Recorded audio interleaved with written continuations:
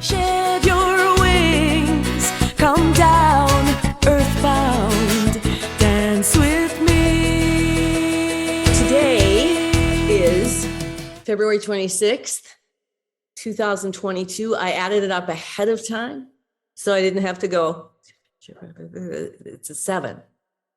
And 7 being a very spiritual number, spiritual, connecting to the spiritual.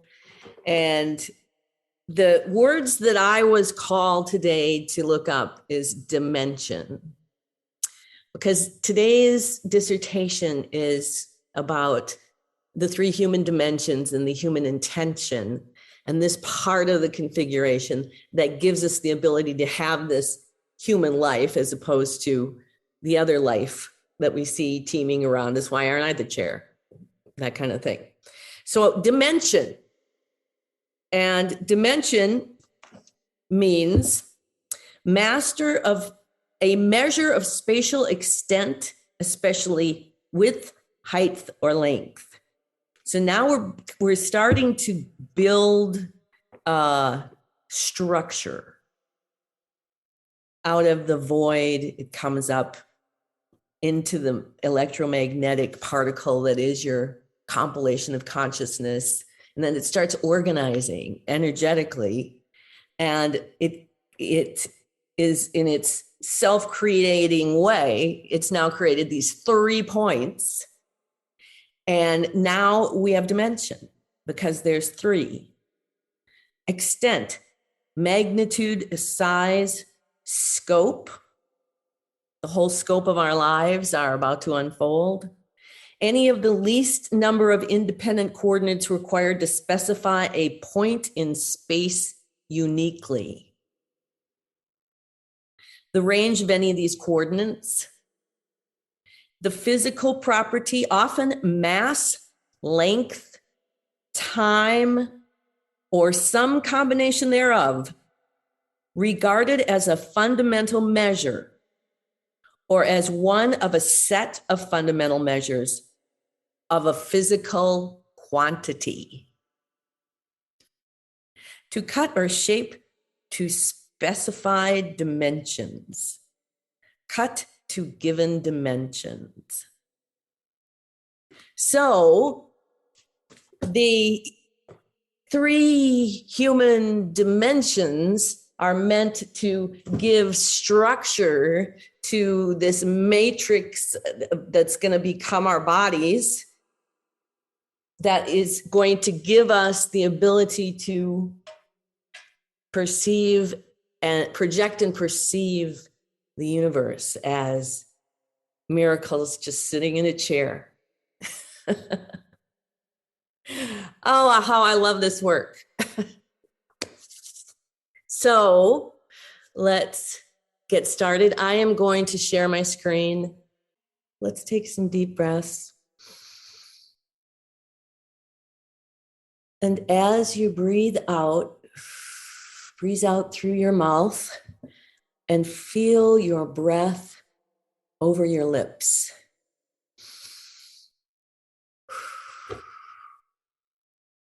Because that breath that we take is our spirit, and the voice of that spirit is the voice of God within us. And so we will command that only the most divine light shine down upon us at this time, and the greatest good be present here. So we welcome you to this next step in our adventure, this deep dive into these maps of human consciousness. We've been diving deeply for a very long time, but it's as if you have started out on the shallow end of the pool and now have developed, after all this time, the capacity to dive as deep as we had been instructing you to do all those many years ago. The excitement here is palpable. And when we say we have decided to make sure to introduce some of the party each and every time that we gather, because you all can see you, and we all can see you and us, but you all can't see us. You can feel us, but there is a definite barrier between your ability to be in both places. And that's a necessary barrier. It's that barrier of the compilation of your consciousness. It's the separation that you're intending to create in order to have this human experience. So it's not a criticism or something you have to change. It's just we realize you're not always familiar with who is here. And so today we want to say that aside from the very original party, the original party of 12 is always here. But it's more like we want you to see the football field analogy, where part of you are up in the stands and part of you are playing on the field. But we are wanting you to see in the middle, not the football field, but a table with 12 positions and then one outside it. So it is the configuration of the 12 and the 13 dimensions. That means anyone can be sitting at the table for whatever reason. But it doesn't diminish that the others who are not sitting at the table aren't there. For example, there are triads here working. There is Cthulhu and Tobias and Saint Germain still working in their triad, working with you. You may not have anything to do with the originators of that triad anymore in your physical world, but that doesn't stop the three of them from continuing on with their work, and they would like to be recognized. And also there are many close, if your parents have passed, if your sisters have passed, if you're people in your lives who weren't just your great-grandmother, and that's no offense to your great-grandmother, but the people that you knew the past, they are here in full attention. This is an exciting time on this side over here in the party. For you on the planet, you are perched precariously, and yet it's really at this point not any more or less precarious than it's been for a long time. It's been precarious for a very long time, but humans haven't allowed themselves to take in the full meaning of what does that mean. And now, because of this great unveiling of the truth, it's clear to see. You come today to learn about the human intention and the human dimensions, and not a moment too soon. As you have talked about prior, it's difficult for you as individuals to know what to do,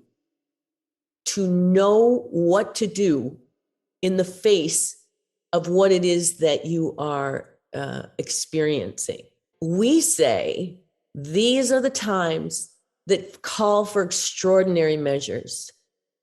These are the times that call for those fantastical outcomes that we've been talking about.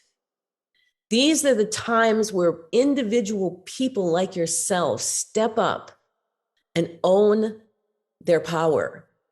That truth could not be more important.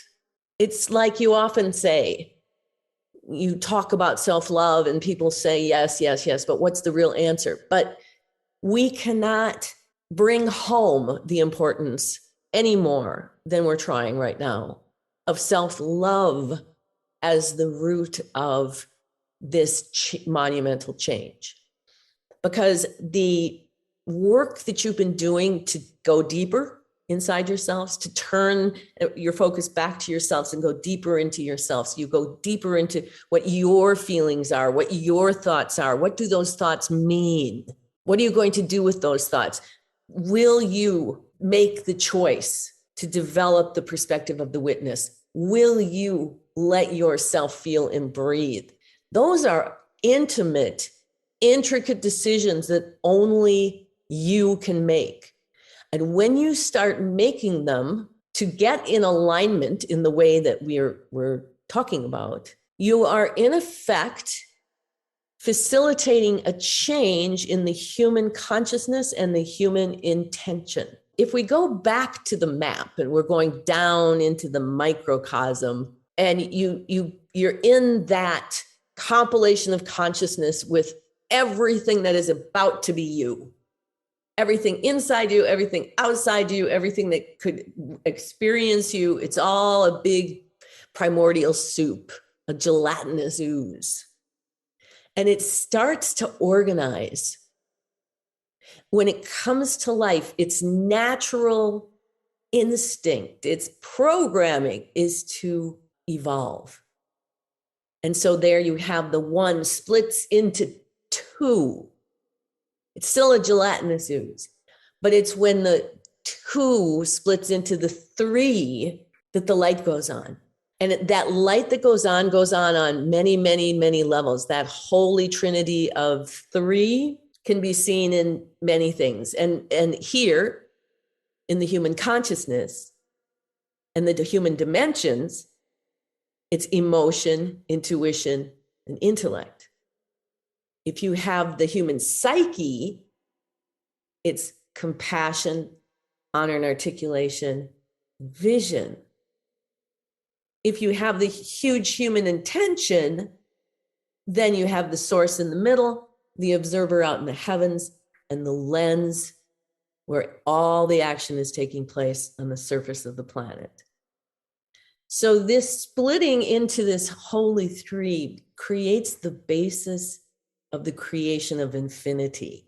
And when you start to evolve in your mathematical programming that was in that compassion, or that, in that compilation, that you are going to be this person in this time period with these parents, with these mathematical formulations of what it is you're going to do in that life. All of that mathematics on that level of the compilation, when it begins to split, it's starting to form the actual room that you're sitting in right now. So you have to take this out of the idea of being born and into the idea that this is how creation is happening right now. So somewhere in the center of the earth, this threesome turns into this like a three-dimensional chessboard, multi-dimensional chessboard. Springing from the three, the 1 point, the 2 points, now the three, now everything. And in that structure, at the very basis, you have the human intention. You have at the root that is making this happen, programmed into your math, the intention that you're going to be a human being. And within that, this is how masterful this plan is. Within that is a gracious plenty amount of information. What it means to be human. Think about it sitting in the chair where you are. The blood, the hair, the eyes, the skin, the biggest organ that you have, all of the organs, the way it all works together. That mathematics is beyond human comprehension of how to build. We've learned a lot as human beings studying the body, but how that happens is the miracle. It's the mystery. It's the M of the M theory. In that math comes the intention to be human. And so the first thing that happens and we're back into that cell, that compilation of consciousness, is that the source then projects way off into the heavens, out into space. From your compilation, there's a signal, spirit, fiber optics, to a point outside in the Earth's atmosphere called the observer. And that is like an antenna. Remember when you used to have to screw in the antenna on the back of the amp, and maybe you had to pin it up on the wall and it had two things you could tape up there and you'd get a better signal? That's like the observer. And this is setting up the third point, which is then going to become the lens. It's the lens. You're sitting in a chair. It's where the chair now separates and you're sitting in it and you have form and you're projecting and perceiving in this compilation of the lens. So that's the first part of that first step when human intention starts to manifest. And then the second part of that becomes a piece of what is going to be your human psyche. So it's almost like an interface. So in the source is this part of your human psyche that begins to reveal itself and develop, of compassion. It's a aspect of your human psyche that's part of your psyche.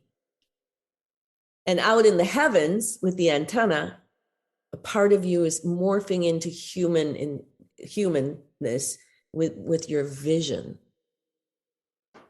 And in the lens, this is where your honor and your articulation is going to manifest. So 3 more layers. And then now we're really going to hone in, but right before we get to the manifestation of the human body, to the 3 human dimensions. Much like the dimensions that Barbara read from the encyclopedia about spatial relationships, so the 3 human dimensions create the human psyche that then has these 3 aspects of balance within it that is then connected to that human intention through the source and the observer and in the lens. And pretty soon, as we continue to talk and you continue to feel that being human is indeed much greater than just that little body in that lens. And think about how abundant the lens is. It is the manifestation of all of that trouble, all of that creative work and design and plan is to see the lens. In the lens, it's going to show you who you really are on a bigger scale. If you're looking at yourself from this much bigger scale, so now we've gone from the amorphous gel to the shaping the structure that's going to give you the body and putting human in emotions and into it.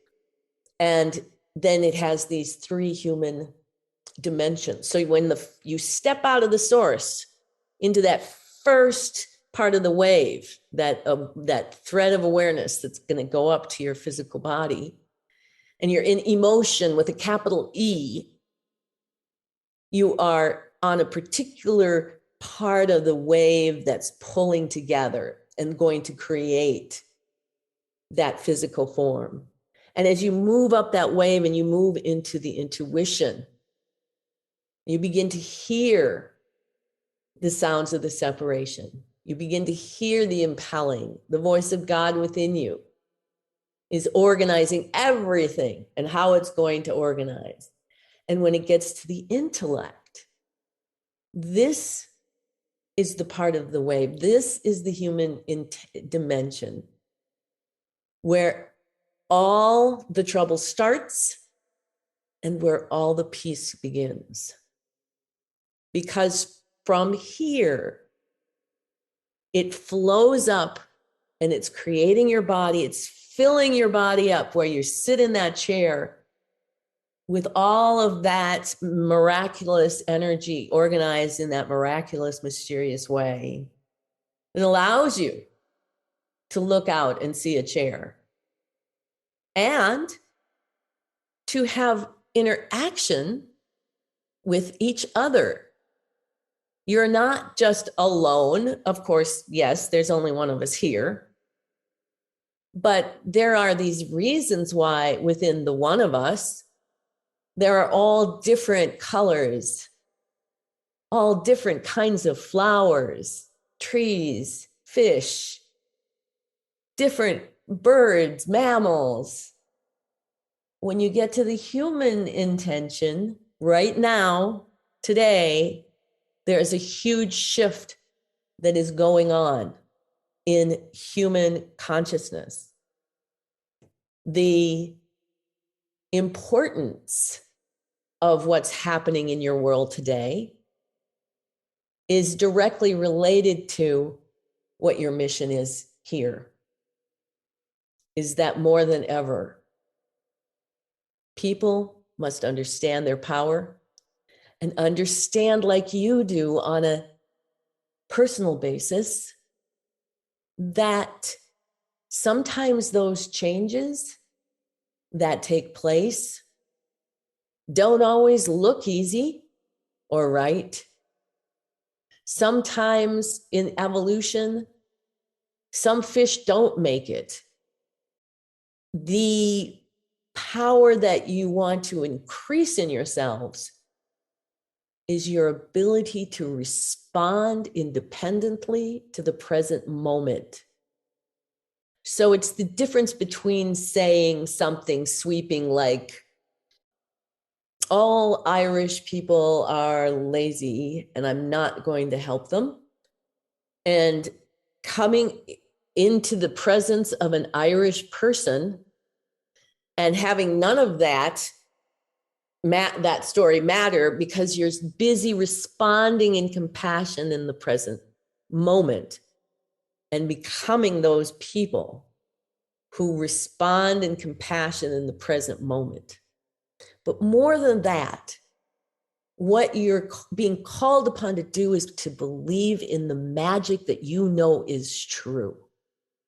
You know it works for you when you do that, when you do the process, when you turn inward, when you feel your feelings, when you control and direct your thought processes, when you listen for your intuition, and when you imply that process into a conflict, whether it's your own or an external one, you always have the ability to incite a revolution. You always have the ability to create an outcome that's going to be moving towards the good of the whole, driven by decisions for the good of the whole. The more individuals that you meet on this human dimension level, the more evolution is going to take hold. So that in the beginning, when you're trying to change something, it takes a long time. You have to break your habits. You have to deal with the emotional repercussions of the bad habits that you had. You have to get into a new pattern, and pretty soon the new pattern starts to be the rhythm of your body and the rhythm of who you are, and you move forward in that way. And it's not always how it was then. And that's what's happening right now, is that for you people who have been working this consciously for years ahead of your time. And now you're coming into a time where the world is just beginning to come into this time. And it's so important to have you in this configuration of people who have come to understand the importance of taking control of their own domain, not just for your health and your well-being and your self-love and world peace, but because this is the key to an entirely new way of living. And it affects change in ways that going directly sometimes does not. And you all know that. And so right now, humans are being challenged to get over their egos, get over what they think it should be, get over the fact that they're emotional creatures and they have to create a creative way to fully embody their emotional selves, that this is, its time is now. The time is now. In looking at these human dimensions, the emotion being that primordial soup, that gelatinous ooze, we used to tell you years ago that compassion was the space between the molecules. So if you go down into the source and you imagine your compilation of consciousness and Barbara's compilation of consciousness and everyone's compilation of consciousness all sort of bouncing around. But truth be told, it's more like everything is superimposed on top of one another rather than separate bubbles bouncing around. But both are true. Because you begin superimposed upon each other and then you start to separate as you make your way up the wave that you're sharing together. So today, this morning, at this time, there is a wave and you're all on it. And you're all having this one experience, you're one being with all these separate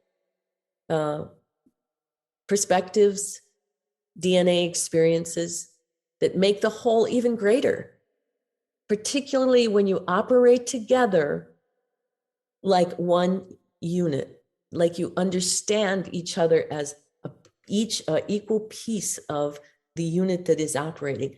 And whether that is your own enterprise right now, the expansion into the new configuration, or whether that's within yourself, or whether that's just standing in line at the supermarket, is that all of the people who randomly, quote unquote, are in that scene are there equally. And you want to be the master of your domain. You want to be the master of your emotion. No longer do you want to be giving away the reason that you feel something to somebody who isn't even in your physical space. Someone in your mind, someone across the country, someone somewhere else, but right here. You want to own and feel and breathe and process and harvest the power of your emotion. It is the everything. It's the beginning of the entire universe. And it's moving through your body in your breath. It is your breath that brings that emotion up and then uses it to create everything. And your emotion and your breath are indivisible.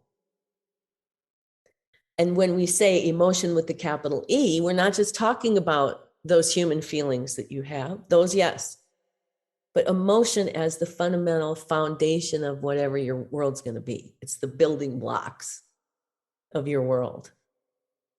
And you can't have that world unless you have an intersection with your body. in your body between the non-physical and then creating and perceiving and projecting the physical. So emotion is that power. And you are so incredibly blessed to have this understanding of how to harness and harvest that power. And as that emotion moves up into intuition on that wave and becomes the impelling of the voice of the greatest good, of God within you, of whatever it is, and whatever, if it means to create those particles to form a chair under which you're sitting on top of, or if it's to impel your eyes to be green, or if it's impel your heart to beat, the more emotion that you move up through this whole system, the more wholeness you have, the more unification that you have with yourself. And you can see in this model, as it's moving up, now it's moving into intellect, the third human dimension, where everything's being organized. That is a chair, and it's green. All those descriptions, the descriptions of you, who you think you are, where you came from, the judgments, all of that now is merging with the power of God to create the universe coming through you. Don't you almost feel like you need to take a nap? It's so much energy. It's miraculous amounts of energy just sitting here talking to you. So imagine the energy that's within the center of the earth. It's beyond comprehension, and you get a part of it. So as you master these human dimensions, you begin to see that really, as far as the emotional level of who you are, there is no sickness there. There's nothing to heal. Having a great deal of anger built up in that particular level of energy needs some attention. But the attention that it needs doesn't happen that in the level of emotion. It happens in the level of intellect. What we've been trying to do is take this incredible model of how reality is created, put in the three human dimensions, and understand the human intention. It's almost like we're showing you a signed contract that you have intended to be here as a human, and that's your body. So your body is your signed contract that you fully intended to be here now, just like this, doing this, given these challenges and these opportunities and this ability to learn to master your own domain. And the more that you step up and do this for yourself in whatever your world is, whether you're on the front lines of an unholy war, whether you're back behind the lines, whether you're far away in a place that has found peace, wherever you are, for you to have this mastery is going to shift the course of what is going on right now. And we want you to understand that and believe in what you know to be true. Live in the I am of what you know to be true. Trust yourselves to be committed. And that was something that came out as the question was called. Do you feel called? On the front lines of this evolutionary change within your own energy systems, you have been striving to be the masters of your own domains. And if you're just joining us and you don't think that's true of who you are, that you're striving, you did not land here accidentally. You want to know. And those of you who have been at this for so long, you want to share this with other people. You want to be able to influence the world to have what you have. And you don't have that just because you wanted to fulfill yourself. You came on a mission to change the world, starting with yourself. And you're doing an excellent job. And it's about to take on a new meaning for each of you individually. Perhaps in thinking about this human part of you, remember that the rest of it, the trees and the birds and even the chair and the inanimate objects, but the rest of it, the water, all the things that are manifest in the lens, in the physical world, it is the garden. You're at a time in the garden where people haven't been taking care of the garden. Your preparedness to understand how to continue to take care of the garden in this transition right now will be a small thing that you can do that will go a long ways. Just to understand your own relationship to the natural world. That is what the world is missing right now. And you must make sure that you have that connection in whatever way that it comes up for you. That is part of being human. And it's what feeds that human intention. It's what feeds the human life, is that relationship to the environment. As you're moving forward, really examining these layers of being human. If you focus on the human intention of the source, observer, and lens, you begin to get a much more visionary perspective. If you focus on emotion, intuition, and intellect within a physical body, you'll get a more of an honor and articulation perspective.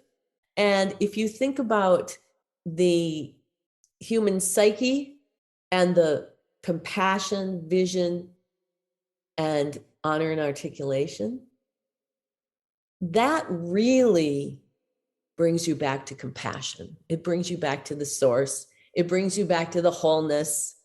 It brings you back to those 3 points that emerged out of the nothing. And if you walk those back to the 1 point, you have everything on the head of a pin.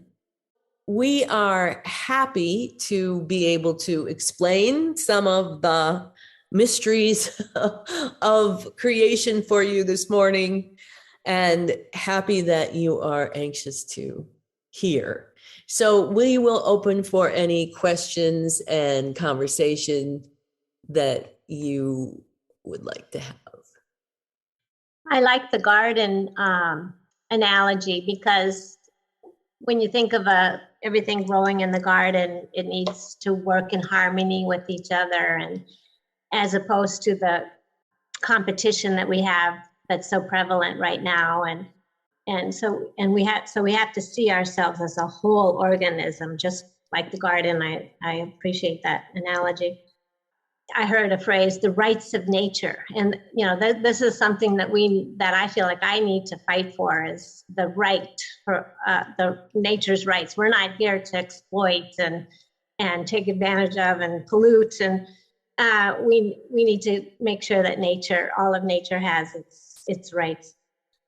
One thing I have a question is I had this vision in my awakening state where I felt like I was in that gelatinous ooze, and I had 2 feelings, like I should just let it go, just let the ooze be what it will be, And then I had this other inclination to, well, maybe I need to be manifesting something. Maybe I, need to be productive here. And so I was just wondering, in that ooze, are we conscious enough to have an intention at that point, whether it be visualization of an outcome or creating something, being aligned with compassion at that point in source? Yes, it is a huge awareness, unlike the butterfly who is morphing from a caterpillar without an intentional direction other than butterfly. You, on the other hand, because you have these three human dimensions, because you have the intention to be human, you've been given free will, you've been given an intellect with an imagination, and these gifts then will allow you in the gelatinous ooze to morph that into an intention.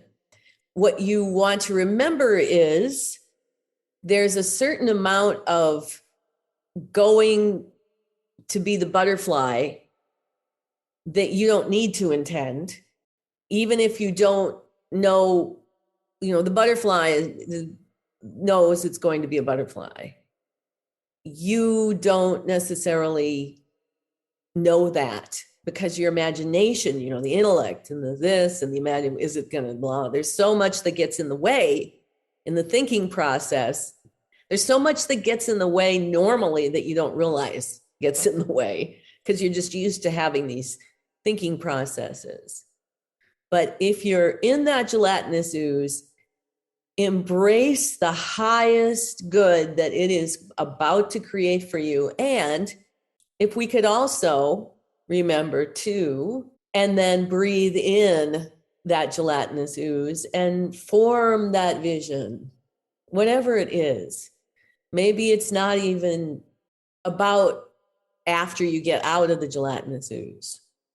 Maybe it's about embracing absolutely everything in the present moment as a whole. That's what you're all working for, to live in that moment. And because as we started out by saying, you can talk about theoretically about people or this or that, but when you get in their place and you're responding to present moment with them, you're being guided to create together, even if they're not having that kind of super conscious understanding. You are, and there's part of them that are. So you're responding in that present moment. So maybe sometimes that gelatinous ooze is just so it's like cementing a muscle memory while you can of the truth of the oneness, so that when you get in those moments, then you're going to be able to create.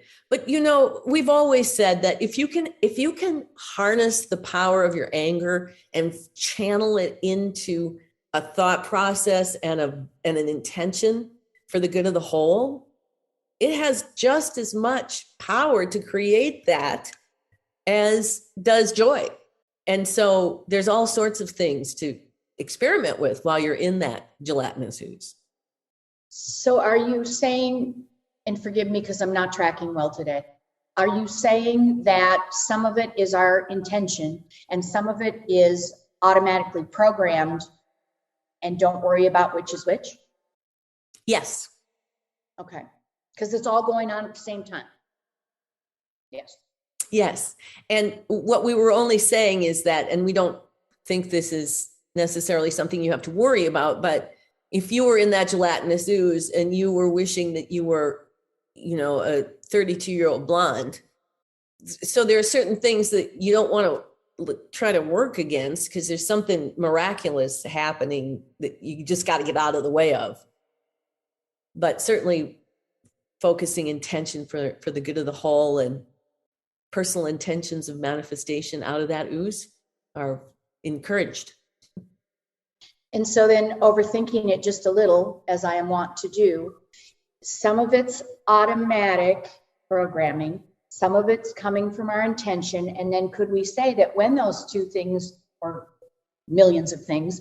When it lines up, there's a synergy at that level. There's a synergy that creates even more, because we could fight it. We could sit there and spend a bunch of energy wanting to be a 32-year-old blonde. Is that what you're saying? And Yes. yeah, you can do that. Just like you can stomp on sidewalks for a long time if you want. But when it lines up, there's a synergy even at that level. Yes? Yes. The importance of the three is that the synergy is that 1 + 1 = 3. So when there's the first point, there's 1. And when you have the second point, there's 2, but each can now observe each other, which creates the third of the observer of both points. The synergy is what is really sparking the entire creation of the entire universe, that in that way. That's why that 3 is that powerful configuration.